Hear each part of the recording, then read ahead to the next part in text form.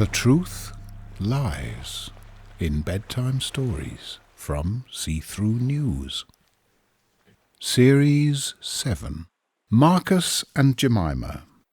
How I Deal with People at Parties Who Assume I Have Children, by George Hinchliffe.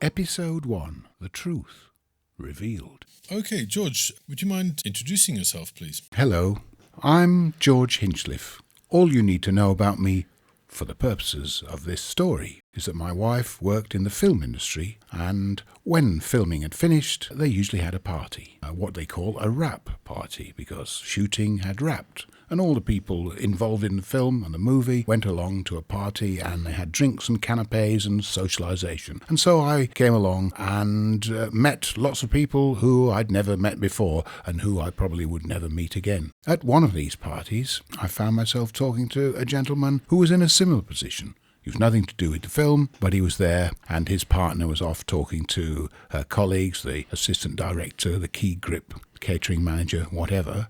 And so he and I were in a social circumstance, not knowing anybody really, and so we started making conversation. And in order to facilitate the conversation, we were being friendly, whereas in actual fact we initially had no reason to talk to each other, didn't know anything about each other. Sorry, can you just tell me what his name was and what colour trousers he was wearing?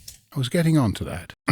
So I found myself talking to this gentleman, Rupert, and he had red trousers and a waistcoat. So I deduced, perhaps inaccurately, that he was middle-class, bourgeois, perhaps had a job in the city. He didn't know anything about me. But in order to make conversation, he said to me, "Have your children left university?" And I thought, well, I don't have any children, and therefore they haven't gone to university, so we're missing out a few steps here. He's rather jumping the gun and making assumptions. But if I were to say no, or I don't have any children, it would seem to be putting a negative sort of dampener on the whole social intercourse, and so I thought that what I should do is say something else. So on this occasion, I thought, I'm probably never going to meet this man again, and he's probably never going to be in conversation with my wife, blah, blah, blah. I could just say yes, and then carry on the conversation as though I've got children. Obviously, his children have left university. This is the world that he's operating in. And so I said, well, Marcus is in Peru, and he has some business things going there. And Jemima has only just left university, and she's in Indonesia and is travelling around Asia.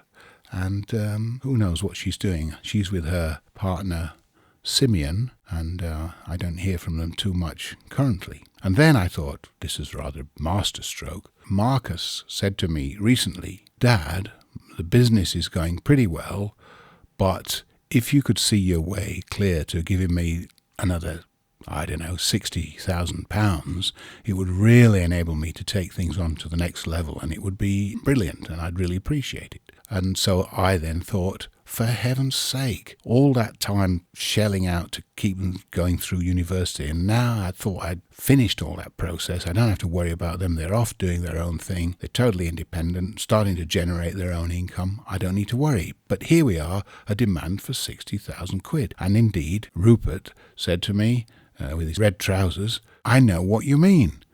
My Henry is exactly the same. He said blah, blah, blah." And then he carried on talking about the situation with his son Henry, and I discovered that the totally fictitious situation that I'd described applied entirely to this chap and his son Henry. We started talking about his son Henry and how much money he wanted and what the business was and where it was going. And that meant that we were able to talk happily for the rest of the evening about things that followed on from that without me having to make up any further stories about Marcus or Jemima. So I thought, very good, the social lubrication has been achieved, we've got some rapport, and for the purposes of this evening, we've been friendly and supportive. And I never met him again, and I didn't have to talk about Marcus and Jemima ever again. But I'd made up my children. I don't have Marcus, I don't have Jemima.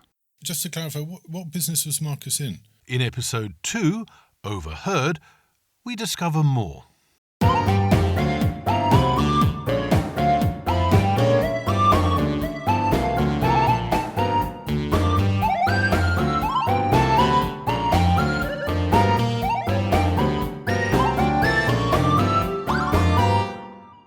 Marcus and Jemima was written by George Hinchliffe, who also composed the series' music. The series was produced and mixed by SternWriter. The Truth Lies in Bedtime Stories is a See-Through News production. See-Through News is a non-profit social media network with the goal of speeding up carbon drawdown by helping the inactive become active. For more, visit seethroughnews.org. Thank you for listening.